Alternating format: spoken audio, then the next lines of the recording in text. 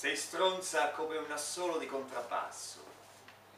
Ci guardiamo, sconosciuti tra sconosciuti. E dopo un tempo vicino in cui un ti voglio ci ha respirato addosso, restano cancelli chiusi, di cui non cerchiamo più le chiavi. Non mi dispiace, nessun rivolo di acqua e sale bagna il mio viso questa volta. Ma se il sapore di cianuro sotto la lingua, per piacere spegni la luce prima di andare. Ho voglia di dormire, di non guardare cosa sei diventata, e soprattutto non ho voglia di ascoltare i tuoi latrati da cagna randagia, mentre abbai bugie su di te, su di noi, su un amore marcito, in un angolo del tuo cuore inutile.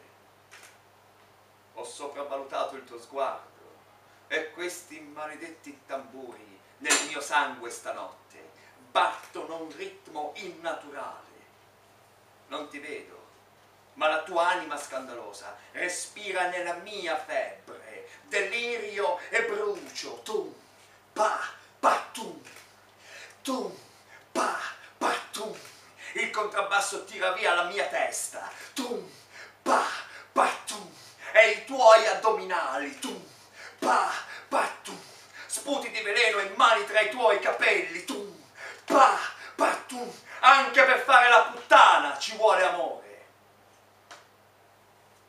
Quelle senza cuore hanno pochi clienti e non sono mai durati abbastanza. E le tavole del palcoscenico, in quella vita recitata in cui ti esibisci, non reggono il peso della tua anima laida e sprofondano sotto i tuoi piedi.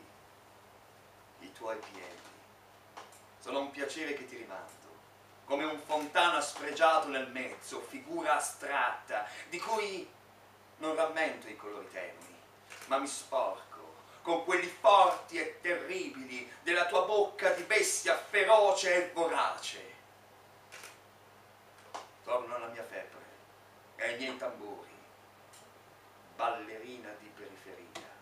Tu, se mai trovassi il coraggio di farlo, cerca il tuo baratro e sprofondaci, e mordendo il cuscino, guardami volare.